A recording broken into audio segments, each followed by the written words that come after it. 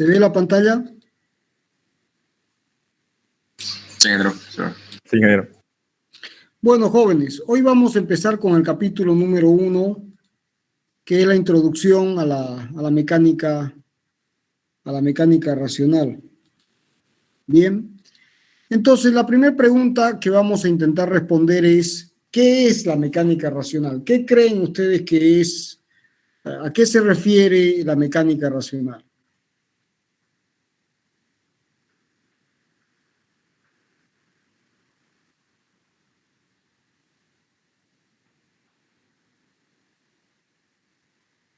Se ve la pizarra, ¿no es cierto? Sí. Bueno, la mecánica es una parte de la física. Entonces vamos a empezar tratando de responder ¿qué es la física? ¿Se acuerdan de colegio, cómo se definía qué es la física? Bueno, hay diferentes formas de definir esto, no hay una sola. Sin embargo, vamos a plantear una que es muy simple, muy amplia y que trata de englobar todas las definiciones posibles. La física es una rama del conocimiento que estudia la naturaleza. Trata de entender cómo se comporta la naturaleza.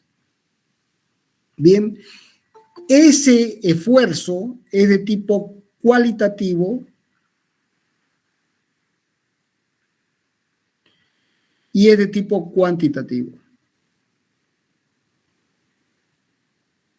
Y en el caso y cuando el esfuerzo es cuantitativo, la herramienta que se usa para cuantificar es las matemáticas. ¿Se entendió hasta aquí?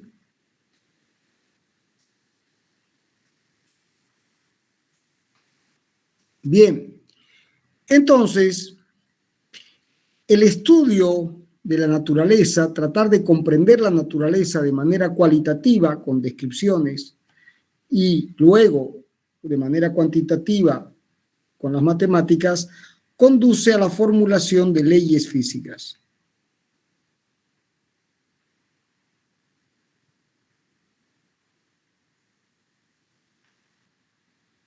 Y las leyes de la física, cumplen, como ustedes saben, desde colegio también, a la universidad, y si no lo aprenden ahora, que se fundamentan sobre hipótesis, tesis, sobre la lógica de hipótesis, tesis y demostración. Entonces, siempre se van a realizar unas hipótesis y ustedes tienen que acostumbrarse a razonar en esos términos para formular una tesis, que es la ley, algo que se considera que es una verdad que interpreta la realidad.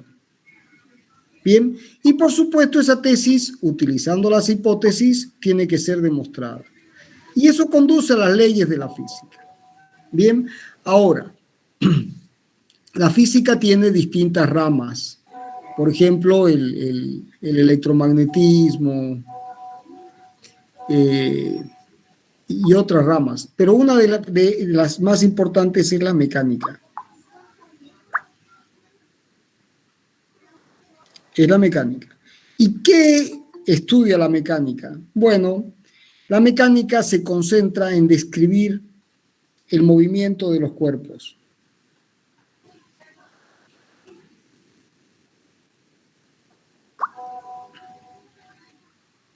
Describir el movimiento de los cuerpos. Jóvenes, ¿hay alguien que está con su micrófono abierto y está, no sé, apaguen el micrófono, por favor? ¿Estamos? Entonces, la mecánica es una parte de la física que describe el movimiento, considerando las causas que lo producen. Considerando las causas que lo producen. Bien, un momento, por favor.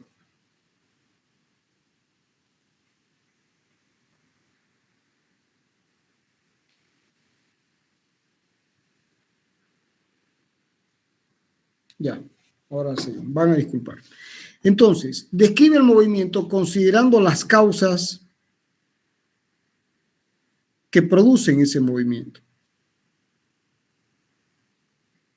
Que producen el movimiento. Es decir, que se tiene un cuerpo, por ejemplo, que se mueve y por un lado hay causas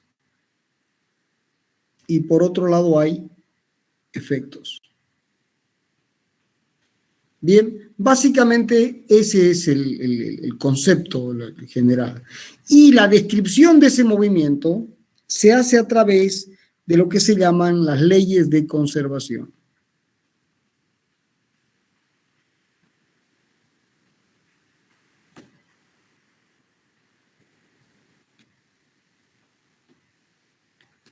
De magnitudes fundamentales.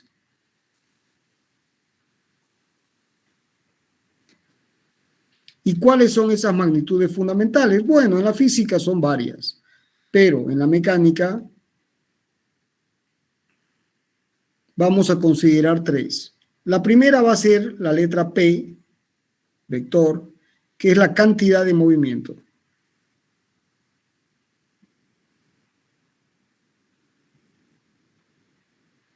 La segunda magnitud es otro vector, que es el momento angular. La cantidad de movimiento también se llama la cantidad de movimiento o el momento angular. También se llama momento de la cantidad de movimiento o momento cinético. Pues nosotros le vamos a dar el nombre de cantidad de movimiento y momento angular. En algunos libros también esto aparece como L sub 0. Es un tema de nomenclatura. Y la tercera magnitud fundamental es la energía, que es escalar. Ya no es un vector, es una magnitud escalar.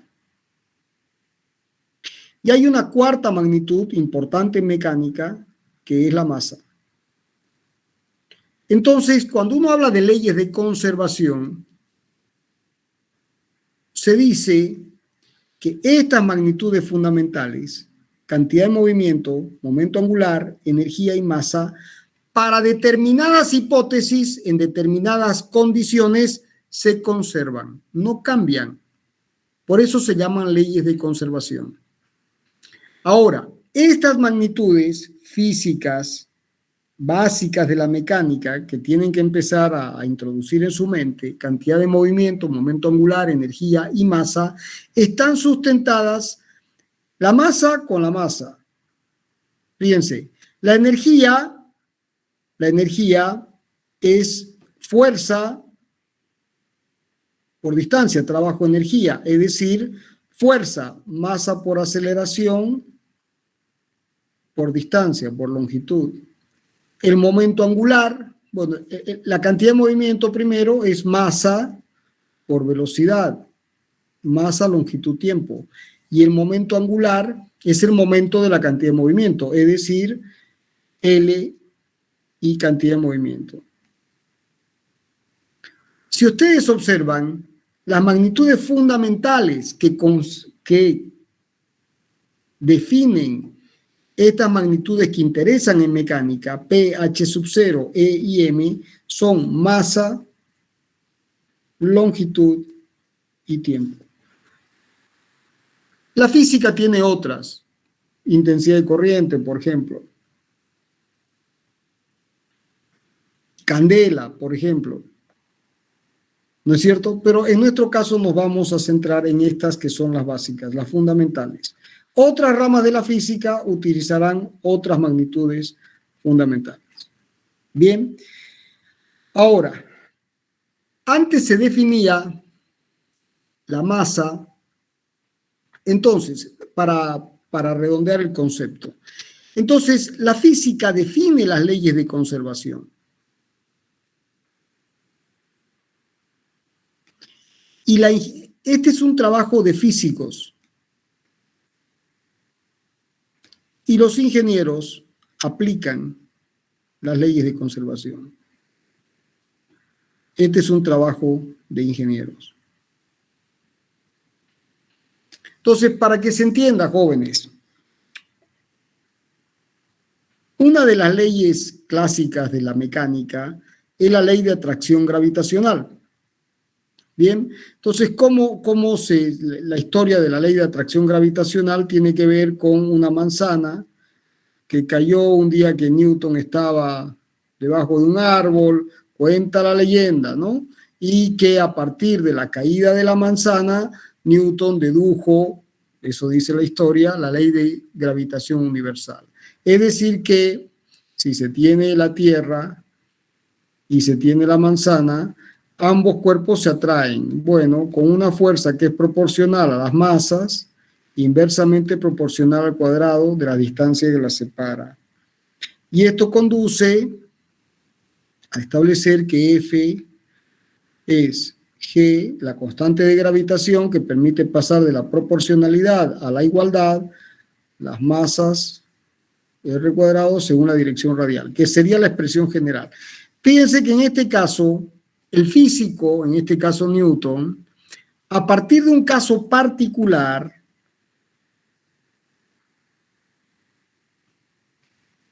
formula una ley. El proceso es de tipo inductivo. Es un proceso inductivo. De la misma forma, jóvenes, un día Faraday estaba jugando con un imán que entraba y salía por una bobina y se dio cuenta que cuando movía el imán circulaba corriente. Entonces, a partir de este caso particular se deduce la ley de inducción de Faraday, que establece que un campo magnético variable en el tiempo genera un campo eléctrico y la viceversa también es válida. Entonces, los físicos observan la naturaleza, casos particulares, y a partir de casos particulares, realizando hipótesis, formulan las leyes de conservación y las demuestran.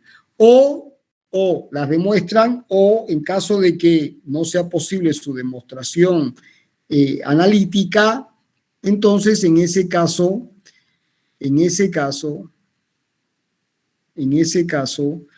se produce a su comprobación experimental, que es otra alternativa. La comprobación experimental. La comprobación experimental. ¿Se entendió hasta acá, jóvenes?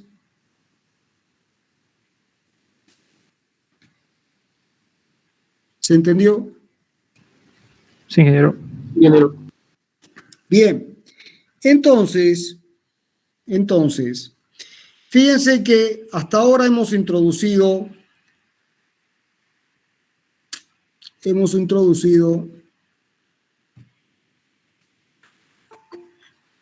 primero que la física, el estudio de la naturaleza, de manera cualitativa y cuantitativa, primer concepto, que la mecánica es una parte de la física y que se dedica a estudiar el movimiento de los cuerpos considerando la causa y el efecto, la relación causa-efecto, que esa descripción del movimiento en el caso de la mecánica se realiza utilizando magnitudes fundamentales, dos vectoriales, P y H0, y dos escalares, E y masa, y que estas magnitudes están sustentadas en fundamentales que tienen que ver con masa, longitud y tiempo. Y luego que a partir en un razonamiento de tipo inductivo, los físicos pasan de un caso particular a un caso general, la formulación de las leyes de la física. Y este es un trabajo de físicos, mientras que los ingenieros aceptan las leyes de la física y las aplican para resolver problemas de la vida diaria. ¿Se entiende la diferencia?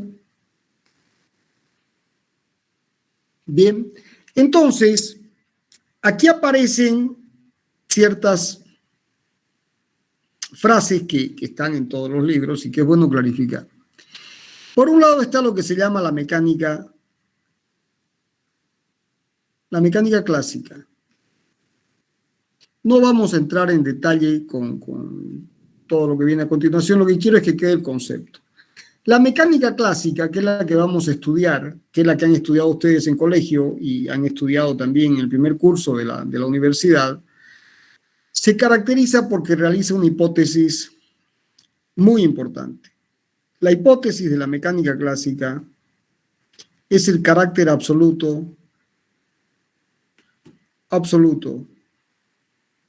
del espacio-tiempo.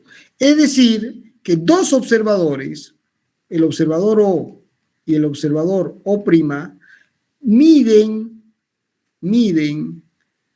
exactamente lo mismo para ambos observadores. T es igual a T', y ambos describen el movimiento de la misma forma, sin importar cuál es el movimiento en el que ellos se encuentren.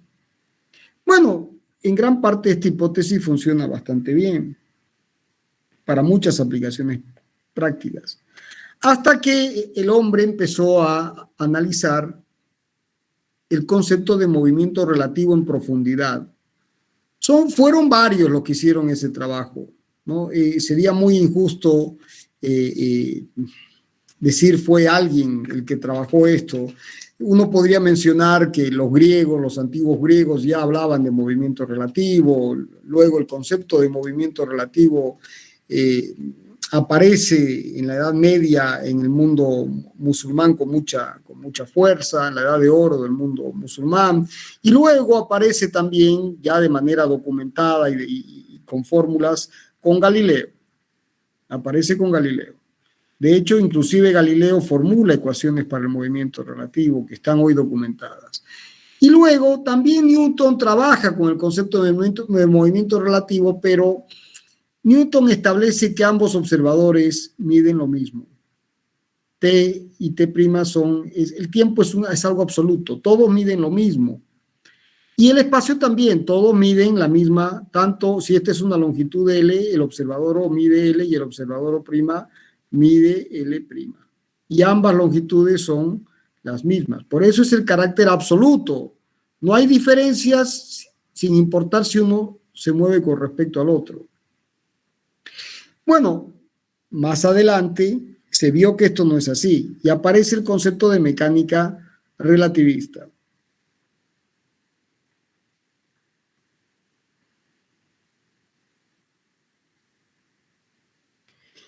O sea, la mecánica relativista, que como ya comenté, empiezan con el concepto de movimiento relativo de manera vaga con los griegos y así siguiendo hasta Galileo, y luego de Galileo estuvo Ernest Mach, estuvo Poincaré, Minkowski y otros que estoy probablemente olvidando. Pero todo esto converge a que Einstein formule la mecánica relativista. ¿Y qué es lo que dice Einstein? Lo que dice Einstein es que tanto el observador O como el observador O' no pueden medir nunca los mismos tiempos, porque para medir los mismos tiempos hay que sincronizar relojes. Hay que sincronizar relojes. Y en el momento en que el observador O' hace funcionar el reloj para medir el tiempo, el observador O tiene que mandarle una señal al observador O' para que también él haga la medición del tiempo. Pero la señal tiene un delta T de viaje, por lo tanto nunca van a medir lo mismo. Siempre van a medir algo diferente. ¿Por qué? Porque la señal que O le manda a O' para decirle que ya empiece a medir, tardó un delta T en llegar al observador O'. Entonces no pueden medir lo mismo. Bueno, y si se empieza a especular, ¿y cuál es la señal más rápida? Bueno, la señal más rápida es la de la velocidad de la luz. Pero por muy rápida que sea la velocidad de la luz, siempre tardará un delta T en ir del observador O a lo'. Por lo tanto, ambos no pueden medir lo mismo. Entonces, esto llevó a redefinir el concepto de tiempo y de medición del tiempo. Entonces se llegó a la conclusión de lo que es constante, lo que es absoluto, es la velocidad de la luz. Entonces, básicamente, se dice que la velocidad de la luz medida por O' y medida por O es una constante y es siempre la misma. ¿Eso qué significa? Que ambos observadores siempre van a medir el mismo valor de la velocidad de la luz. Entonces, si la velocidad es longitud sobre tiempo, entonces si este valor C es igual a L sobre T y C' es igual a L' sobre T' y C es igual a C' siempre, entonces L y T y L' y T' pueden ser distintos. Entonces, las hipótesis sobre las que se sustenta la mecánica relativista son básicamente dos. La primera es la constancia de la velocidad de la luz. Y la segunda hipótesis es que todos los observadores que se encuentran en movimiento relativo con velocidad constante, ya veremos eso con mayor detalle, siempre expresan las leyes de la física de la misma forma. Pero si uno está acelerado con respecto al otro, la formulación de las leyes de la física va a ser diferente. Entonces, fíjense que en el caso de la mecánica clásica, las hipótesis eran el carácter absoluto del espacio-tiempo. Todos los observadores siempre miden el mismo tiempo y las mismas longitudes. En la mecánica relativista ya eso no sucede. Lo que sucede es que se cambia, como los observadores pueden medir distintas longitudes dependiendo de su movimiento relativo y distintos tiempos dependiendo de su movimiento relativo, se busca algo que no cambie en las mediciones y se postula que es la velocidad de la luz ahora la que va a ser una constante. Y las leyes de la física, hay una abstracción mayor. Bueno, aparece luego una mecánica que se llamó mecánica cuántica.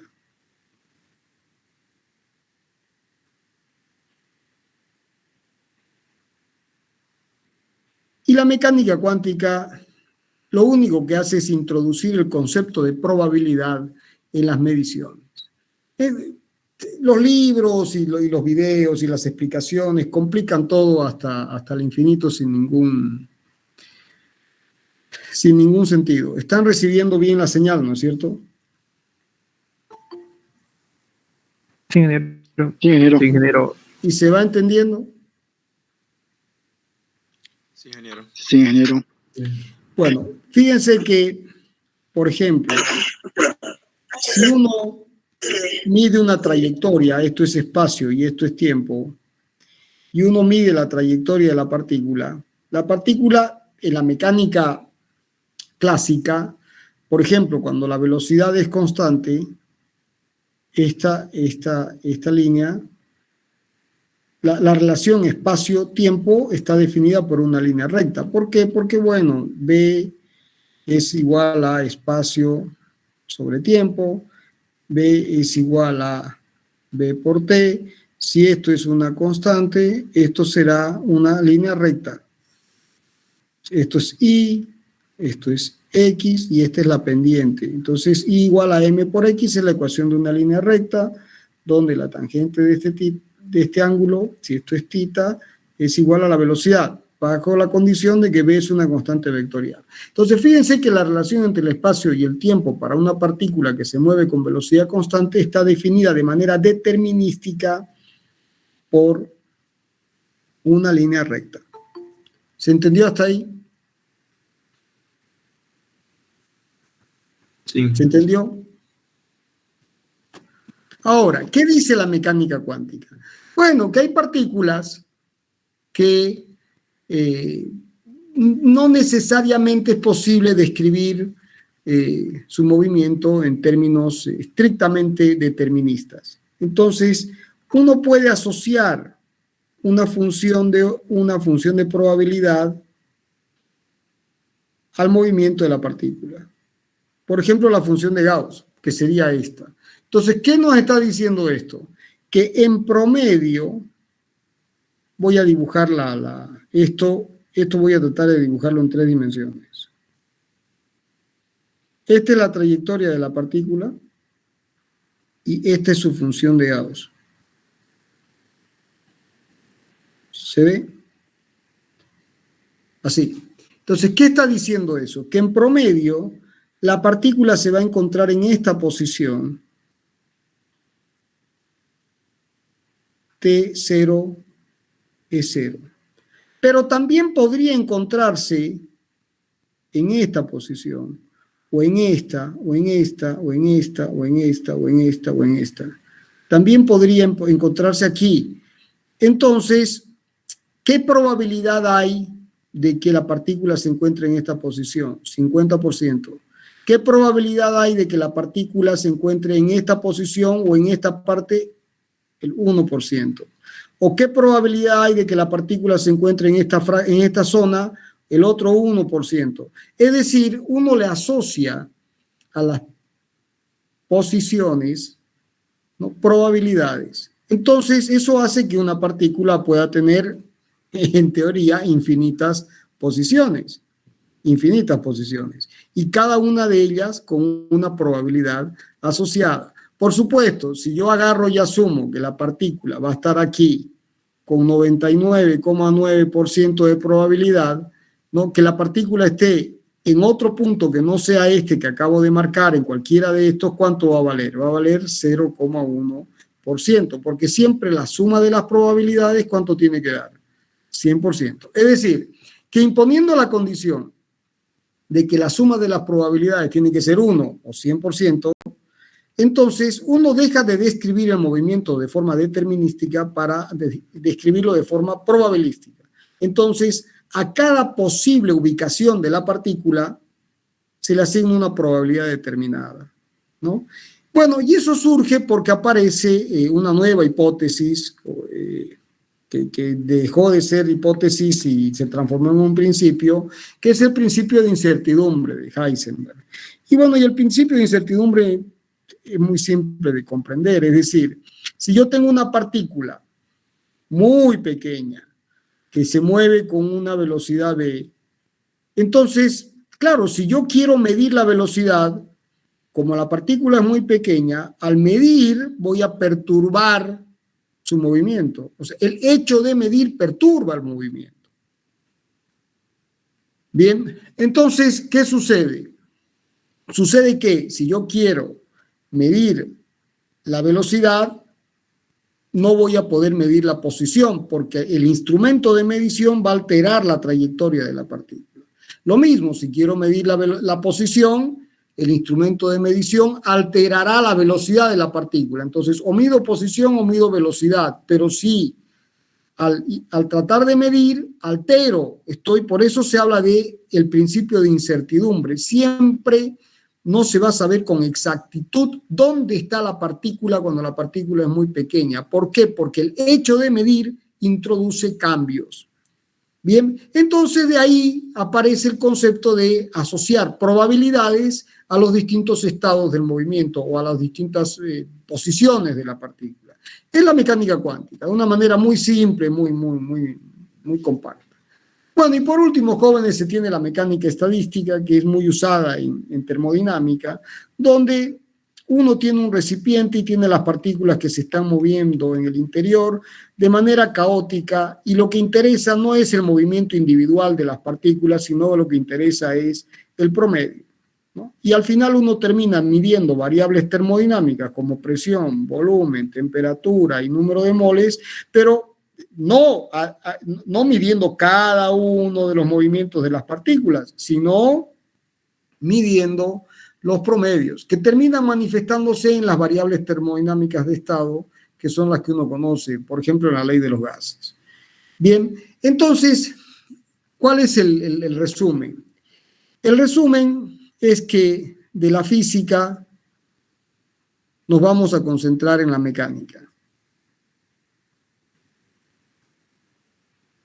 Que la mecánica tiene distintas corrientes. Está la clásica, está la relativista, está la cuántica y está la estadística.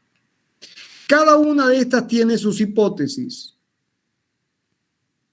Y por supuesto, en función de esas hipótesis aparecen las leyes. ¿De acuerdo? Aparecen las leyes de la física. Bueno, en este caso particular, la mecánica racional no es otra cosa que la mecánica clásica, es el estudio de la mecánica clásica, tal cual como ustedes la vieron en colegio y en el primer curso de física. Bien, pero a esta palabra mecánica se le añade la palabra racional porque se usan las matemáticas. Entonces, como la descripción del movimiento es cuantitativa, además de cualitativa, entonces para que la descripción del movimiento sea cuantitativa y bien definida, entonces esta descripción del movimiento se usa de manera extensiva las matemáticas. Entonces, si a ustedes les preguntan, ¿y qué es la mecánica racional? Bueno, la mecánica racional no es otra cosa que una rama de la física que estudia el movimiento de los cuerpos con las hipótesis establecidas por Newton de la mecánica clásica del carácter absoluto del espacio-tiempo, que si bien no son precisas para los fines prácticos de las aplicaciones de la ingeniería, son muy útiles y son suficientes, y que se le agrega la palabra racional porque se usa de manera extensiva las matemáticas para el estudio del movimiento de los cuerpos, ¿no? ¿Y por qué? Porque la ingeniería, jóvenes, es cuantitativa, no es solo cualitativa. O sea, no basta con escribir. Es necesario cuantificar, se requieren números, se requieren planos, se requieren cálculos que terminan siendo planos. O sea, no es posible hacer una obra de ingeniería si no hay planos. Y para hacer planos se requieren cálculos, medidas, dimensiones. Entonces, se requiere cuantificar con números, con matemáticas. ¿Se entendió qué es la mecánica racional? Ingeniero. Sí. Sí, ¿Todos lo entendieron? sí, ingeniero. Sí, ingeniero. Bueno, entonces, ¿y esa mecánica racional se va a centrar en cuántas magnitudes fundamentales? 4. En 4. ¿Cuáles son? Cantidad de movimiento, momento angular, energía y masa. Momento angular, energía y masa. Entonces, fíjense que toda la materia se resume a que ustedes aprendan entiendan y apliquen correctamente en problemas de ingeniería, en la solución de problemas de ingeniería, las leyes de conservación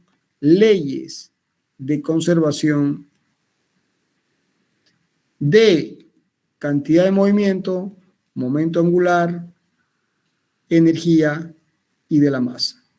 Y todas estas magnitudes están sustentadas en magnitudes básicas: masa, longitud y tiempo. ¿Estamos? ¿Se entendió? Sí. Bueno, jóvenes, con esto la primera clase está. ¿De acuerdo? La clase que viene vamos a ver cómo se miden las magnitudes fundamentales y cómo se aplica la teoría de errores de manera extensiva en la ingeniería. ¿De acuerdo? ¿El apunte lo tienen? Sí, ingeniero. Sí. Sí, ingeniero. Bueno, no sé si está en el apunte, porque hay un apunte antiguo y de todas formas es la aplicación es teoría de errores. Entonces, es clave que tengan el apunte y que empiecen a estudiar esto. Y la clase que viene vamos a dar toda la teoría de errores. Por supuesto, es la teoría de errores que ustedes deberían haber estudiado en física de manera básica. Y luego, con todos los conocimientos que tienen de probabilidades y estadística, los conceptos básicos, le vamos a meter matemáticas para que después eso cierre. ¿Y con qué objetivo? Con un objetivo fundamental, medición de magnitudes en mecánica para control de calidad en proyectos de ingeniería. Así que no es un tema menor. Por ejemplo, medición de resistencias en hormigón, en resistencias a la compresión de hormigón, resistencias a la tracción de barras de acero o de aluminio, control de compactación o de densidades. Existen infinidad de aplicaciones en ingeniería que utilizan la teoría de errores, la medición de magnitudes fundamentales y que están sustentadas en una rama de las matemáticas muy bien definida, que es la teoría de probabilidades y estadística. ¿Está? Entonces, jóvenes, ¿qué les recomiendo para la clase que viene? Repasen todo lo que está en el apunte, pero no la parte físico-matemática del apunte, sino los conceptos de probabilidades y estadística de la materia que se supone que aprobaron o no aprobaron.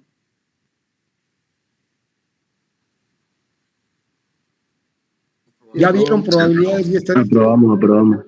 Sí, ingeniero. Bueno, entonces con el apunte ya se dan cuenta de qué tema se trata y van y repasan valor medio, desvío estándar, función densidad de probabilidad, función distribución acumulativa, distribución de Gauss, ¿de acuerdo? Ok, ingeniero. De acuerdo, ingeniero. Nos Ingeniero, vemos el tengo una jueves consulta. a las 6. Diga. En el grupo oficial hay compañeros que son del otro semestre y no se salieron todavía, y en el grupo de alumnos quieren entrar los alumnos que inscribieron la materia. No sé A ver, si alguien se jóvenes, puede... ese tema lo tienen que ver con el jefe de carrera. Yo ya he mandado la carta hace mucho tiempo. Se supone que entre ayer y hoy día ya deberían haber dividido los grupos. Y cualquier reclamo con respecto a ese tema, por favor, con el jefe de carrera. Ya ese tema yo lo resolví tanto con el decano, con el ingeniero Pedraza, como con el jefe de carrera, el ingeniero Lanza. Ya fue resuelto hace más de 20 días. Ahora, lo que ellos tienen que actuar, ya, y la carta ustedes la conocen, porque la hemos hecho pública, y la reunión con el ingeniero Pedraza, el ingeniero Carvajal como director saliente y el ingeniero Lanza como director entrante, ya se realizó hace 15 o 20 días atrás. Bien, entonces en este momento ya deberían haber dos grupos, el E1 y el E2. El E1 lo voy a atender yo, el E2 lo va a atender el ingeniero Willy del Barrio, y con el grupo E1 se supone que deberían estar los alumnos que están avanzando con la carrera normal, promedio mayor a 51. El otro grupo es el que de los alumnos que están con problemas y que se supone que van a tener una atención especial. ¿De acuerdo? Básicamente esa es la idea. Está bien, gracias, ingeniero. ¿Respondí su pregunta, joven? Sí, ingeniero, gracias. Bueno, entonces, teoría de errores el jueves. ¿Bien? Hasta luego, Inge. Ya. Nos vemos el jueves Ingeniero, a las 6 de la hasta tarde, luego. joven. Hasta luego, Inge. Hasta luego. Hasta